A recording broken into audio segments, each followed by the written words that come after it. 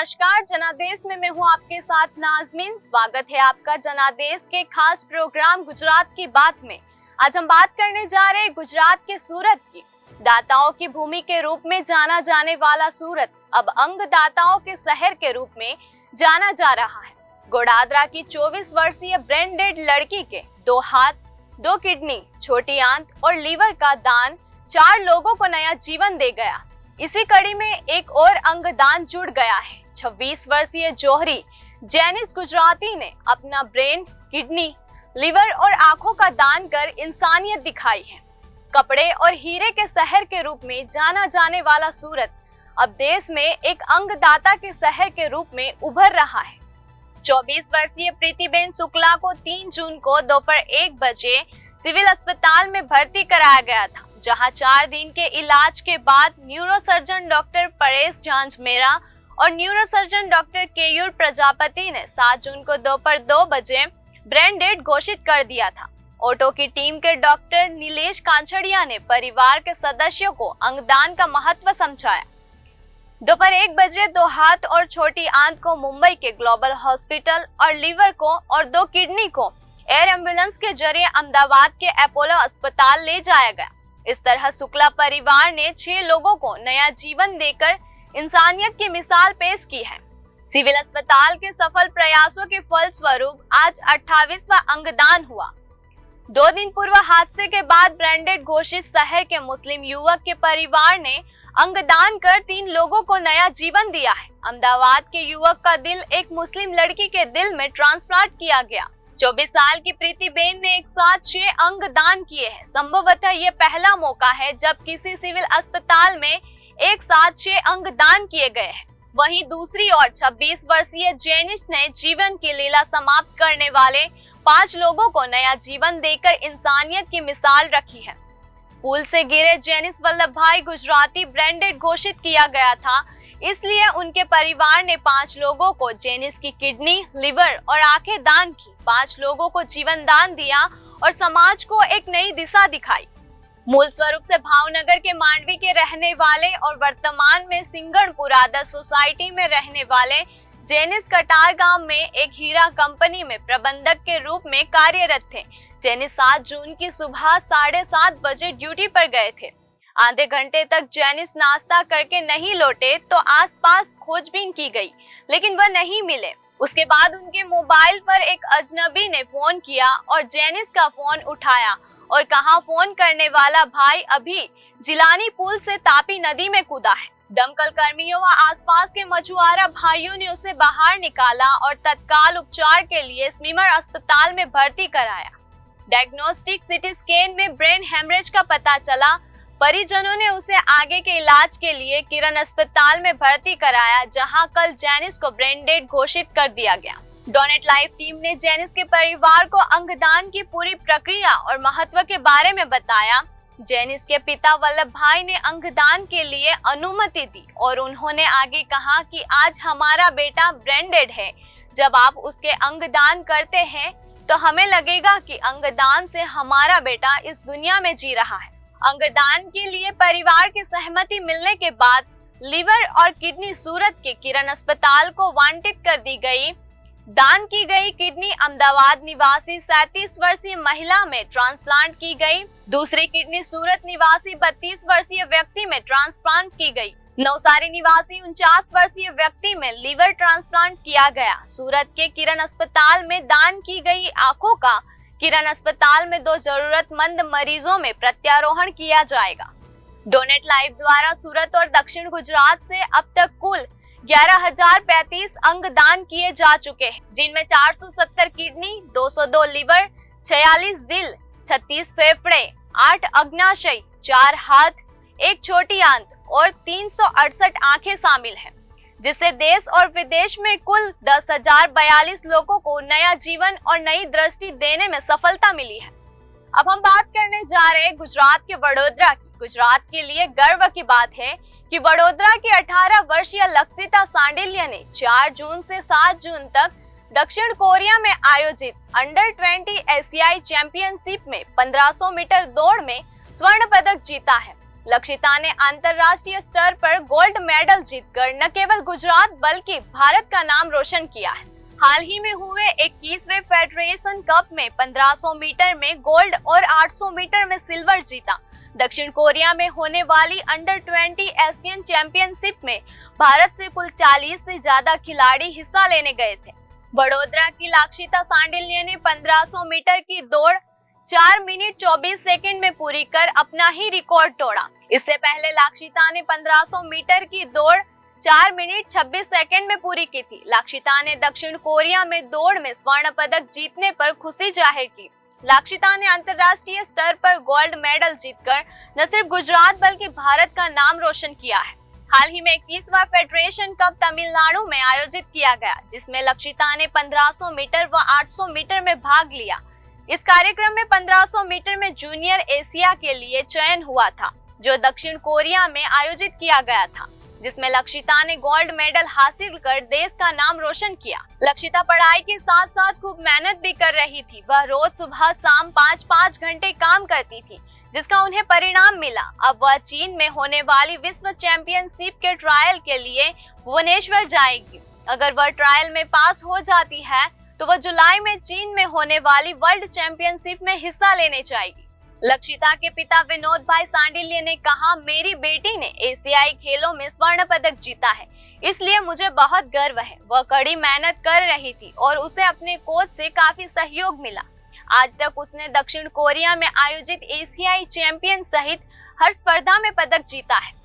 Coach रिपनदीप Singh Randhawa ने कहा, मैं मांजलपुर स्पोर्ट्स कॉम्प्लेक्स में ट्रेनिंग देता हूँ। ये बहुत खुशी की बात है कि लक्षिता एशिया चैंपियनशिप में गोल्ड ला रही है। गुजरात की बेटी ने एशिया चैंपियनशिप में गोल्ड मेडल जीता है।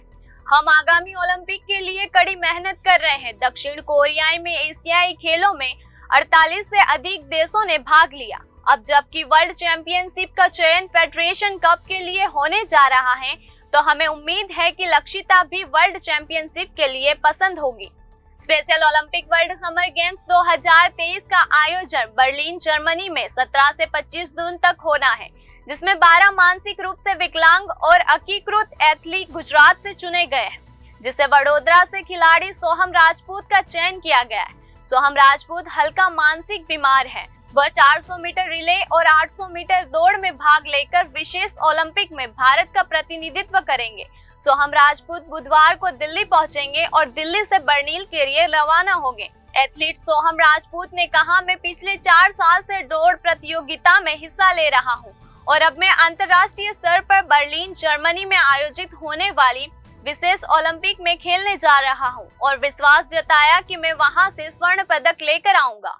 सोहम के कोच अमृत खांड ने कहा, सोहम एथलीट है और बर्लिन जर्मनी में होने वाले स्पेशल ओलंपिक में खेलने जा रहा है। मैं पिछले 14 महीने से उन्हें ट्रेनिंग दे रहा हूं। वह विशेष ओलंपिक में खेलने के लिए प्रतिदिन 4 घंटे अभ्यास करते हैं और 4 किलोमीटर दौड़ते हैं। इसका प्रदर्शन बहुत अच्छा है। शुरुआत में हमने उसे 100 मीटर और 200 मीटर और फिर 400 मीटर ट्रैक दौड़ाया और अंत में वह 800 मीटर दौड़ा। सोहम विशेष ओलंपिक में 400 रिले और 800 मीटर दौड़ में प्रतिस्पर्धा करेंगे। मुझे पूरा भरोसा है कि सोहम पदक लेकर आएगा। सोहम की मां दर्शनाबेन राजपूत ने कहा कि मेरा बेटा 2019 से खेल रहा है। उन्होंने खेल महाकुंभ में 2 स्वर्ण पदक जीते हैं। इसके अलावा वह जिला, राज्य और राष्ट्रीय स्तर पर खेल चुका है और अब वह अंतर्राष्ट्रीय स्तर पर खेलेगा। मेरे बेटे को भरोसा है कि वह बर्लिन से स्वर्ण पदक लेकर आएगा। मुझे आशा है कि उसकी इच्छा पूरी होगी। मुझे बहुत गर्व है क्योंकि वह अंतर्राष्ट्रीय स्तर पर भारत का प्रतिनिधित्व करने जा रहा है।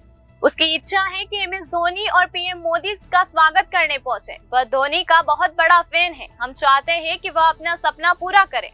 अब हम बात करने जा रहे हैं गुजरात के राजकोट की। राजकोट अहमदाबाद राजमार्ग पर हीरासर में निर्माणाधीन अंतर्राष्ट्रीय ग्रीनफील्ड एयरपोर्ट की पहली उड़ान जल्द ही उतरने की संभावना है।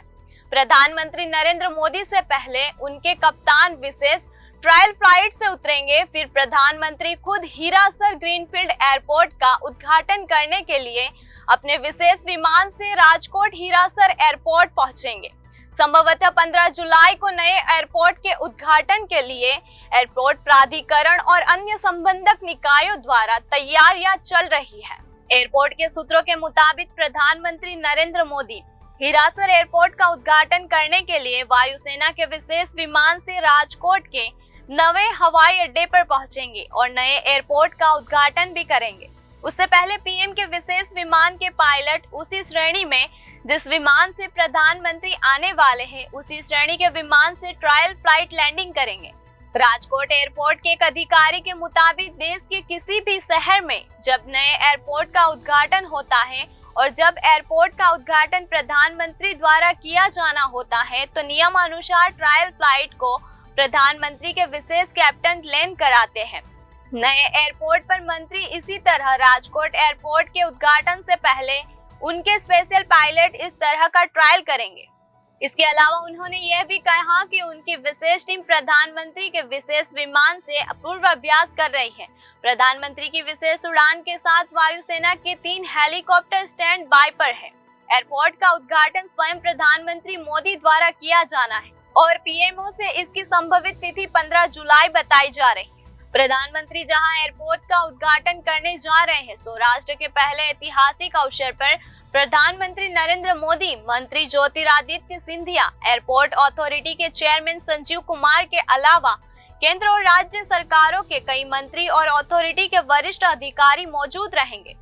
हवाई अड्डे के उद्घाटन के बाद जुलाई के आखिरी 2 दिन राजकोट एयरपोर्ट बंद रहेगा, यानी 2 दिन तक यहां से कोई भी फ्लाइट उड़ान नहीं भरेगी, जिसके बाद अगस्त की शुरुआत से हिरासर एयरपोर्ट से सभी उड़ानें उड़ान भरेगी। राजकोट एयरपोर्ट बंद होने के बाद यहां की जमीन सरकार को सौंप दी जाएगी।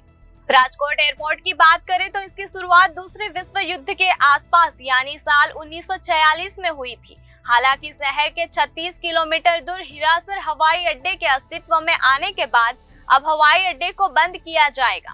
राजकोट एयरपोर्ट से वर्तमान में दिल्ली, मुंबई, गोवा, बेंगलोर के लिए 8 दैनिक उड़ानें हैं। एयरपोर्ट 243 एकड़ में फैला हुआ है और इनका रनवे 18,046 मीटर है। फिलहाल यहाँ प्रशासन, एटीसी, फायर सहित विभागों में 350 कर्मी कार्यरत है, उन्हें भी शिफ्ट करना होगा। अब हम बात करने जा रहे हैं गुजरात के पोरबंदर की। अरब सागर में बने चक्रवाती तूफान बिपरजॉय को लेकर गुजरात के सभी तटीय जिलों में प्रशासन अलर्ट पर है। मंगलवार और बुधवार से राज्य के सभी बंदरगाहों को अलर्ट किया गया है। जिला और तालुका अधिकारियों को मुख्यालय नहीं छोड़ने का आदेश दिया गया है। वलसाड़ के तीथल बीच को बंद कर दिया और 3 किलोमीटर तक कड़ी पुलिस और सुरक्षा व्यवस्था की गई है। जानकारी के मुताबिक चक्रवात बिपरजॉय पोरबंदर से 830 किलोमीटर दूर है, इसलिए 2 दिन 11 और 12 जून को फेरी सेवा बंद करने का निर्णय लिया गया है। जानकारी के मुताबिक चक्रवात बिपरजॉय उत्तर पश्चिम दिशा में पोरबंदर से 830 किलोमीटर दूर है। प्रदेश में 2 दिन बाद हवा की रफ्तार बढ़ सकती है। तापमान 40 डिग्री के आसपास रहने की संभावना है। इसके साथ ही राज्य में 5 दिनों तक उमस भरा मौसम भी महसूस किया जा सकता है। बिपरजॉय चक्रवात को लेकर प्रशासन अलर्ट मोड पर है। महाबंदर कंडला में सामान्य है। कंडला बंदरगाह में कार्गो और ऑयल जेटी पर काम किया जा रहा है। दीनदयाल बंदरगाह प्राधिकरण के अध्यक्ष एस.के. मेहता ने विभागाध्यक्षों के साथ बैठक की थी। उन्होंने सभी कार्मिक अधिकारियों को अलर्ट मोड पर रहने के लिए कहा। अरब सागर में बना चक्रवात बिपरजॉय के मांडवी बंदरगाह से टकराने की आशंका के बीच यह सिस्टम हरकत में आया है। मांडवी बीच 9 से 12 तारीख तक पूरी तरह से बंद कर दिया गया है। व्यवस्था ने समुद्र तटों पर खाने पीने सहित कारोबार करने वाले लोगों को सामान लेकर वहां से जाने की हिदायत दी है। इसके अलावा कराज प्रशासनिक व्यवस्था ने लोगों की बाहर आवाजाही के लिए जिले के सभी छोटे और बड़े 7 बंदरगाहों को बंद कर दिया है। चक्रवात बिपरजॉय का असर सूरत समेत पूरे दक्षिण गुजरात में दिखने लगा है। मौसम विभाग के पूर्वानुमान के मुताबिक वातावरण में कुछ बदलाव देखने को मिल रहा है। सिस्टम ने तटीय इलाकों में रहने वाले लोगों को भी सतर्क करने की सलाह दी है। इस संबंध में सूरत के प्रभारी कलेक्टर ने बताया है कि 12 तारीख तक इसके दक्षिण गुजरात पहुंचने की संभावना है। फिलहाल हम अलर्ट मोड पर हैं और प्रशासन को भी अलर्ट कर दिया है। साथ ही प्रशासनिक कार्यालयों के मुख्य अधिकारियों को मुख्यालय से बाहर नहीं जाने के निर्देश दिए हैं। 42 तटीय गांवों की लगातार निगरानी कर रहे हैं। वलसाड़ जिला प्रशासन ने तूफान से निपटने की तैयारी कर ली है। वलसाड़ के तीथल को प्रशासन ने बीच वॉक के लिए बंद कर दिया है। तीथल बीच पर दुकानों और स्टॉल के प्रबंधों को आवश्यक उपाय करने के निर्देश दिए गए हैं। समुद्र तट पर जाने वालों को समुद्र तट से हटा दिया गया है और 3 किलोमीटर लंबे तीथल समुद्र पर पुलिस बल तैनात कर दिया गया है। इसके अलावा जिले के 28 गांवों को अलर्ट कर दिया गया है। वलसाड़ मामलतदार तेजलबेन पटेल ने कहा, एहतियात के तौर पर समुद्र तट 14 जून तक आगंतुकों के लिए बंद रहेगा। तूफान के बाद आज से 4 दिनों तक भावनगर में बारिश की संभावना जताई गई है। भावनगर में अधिकतम तापमान 49 डिग्री सेंटीग्रेड रिकॉर्ड किया गया, जहां हवा में नमी 41% दर्ज की गई और हवाएं 30 किलोमीटर प्रति घंटे की रफ्तार से चल रही। वहीं अलंग सागर में तेज करंट देखा जा रहा है। अमरेली जिले में आज 2 नंबर का सिग्नल को यथावत रखा गया है और संभावित आंधी के लिए सिस्टम लगातार अलर्ट मोड पर है। अमरेली कलेक्टर अजय दहिया राजूला आज दोपहर प्रांतीय कार्यालय में तटीय अधिकारियों के साथ बैठक करेंगे। दमन तट के साथ 2 नंबर सिग्नल बनाए रखा गया है और मछुआरों को समुद्र में न जाने की सलाह दी गई है। स्कूलों में शिक्षकों ने तूफान की स्थिति में आवश्यक सतर्कता के बारे में छात्रों को जानकारी दी है। तूफान में तेज बहाव आने की स्थिति में जागरूकता विद्यालयों के शिक्षकों द्वारा तटीय गांवों में बने आश्रय गृहों तक पहुंचने का निर्देश दिया जा रहा है। जामनगर जिले के सभी बंदरगाहों पर सिग्नल नंबर 2 बनाए रखा गया है और लोगों को सुरक्षित स्थानों पर रहने की सलाह दी गई। आज का अधिकतम तापमान 40 डिग्री के करीब 49 डिग्री है। न्यूनतम तापमान 28.7 डिग्री, हवा में नमी 86% और हवा की गति 60 से 65 किलोमीटर प्रति घंटा है। तैयारियों के तहत सिस्टम को भी अलर्ट कर दिया गया है। जिला कलेक्टर ने कहा कि जरूरत पड़ने पर हेलीकॉप्टर की भी मदद ली जाएगी। अरब सागर में आए चक्रवात बिपरजॉय के कारण ऊना के नवा बंदर तट पर वर्तमान में 700 से अधिक नावें छोटी और बड़ी नवा बंदर तट पर बंधी हुई है, जबकि लगभग 600 नावें सैयद राजपारा बंदरगाह पर लंगर डाले हुए हैं। नवा बंदर समुद्री पुलिस और मत्स्य विभाग ने बिपरजॉय तूफान के सक्रिय होने के कारण मछुआरों को नोटिस दिया है। आने वाले दिनों में मत्स्य कार्यालय के बाहर एक नोटिस भी लगाया गया है ताकि मछुआरों को भीषण तूफान से बचाया जा सके। अरब सागर में उठे चक्रवाती तूफान बिपरजॉय का असर पोरबंदर के समुद्र में देखने को मिल रहा है। देखने में आ रहा है कि आज पोरबंदर का समुद्र विकराल रूप धारण कर चुका है। जैसे ही चक्रवात गुजरात तट के साथ आगे बढ़ता है, यह समुद्र को प्रभावित कर रहा है। इससे ऊंची लहरें उठ रही है। पोरबंदर तट पर आज 10 फीट से ज्यादा ऊंची लहरें देखी जा रही है। एहतियात के तौर पर पोरबंदर बंदरगाह पर सिग्नल नंबर 2 वर्तमान में बनाए रखा गया है और मछुआरों को सिस्टम द्वारा समुद्र में न जाने की सलाह दी जा रही है।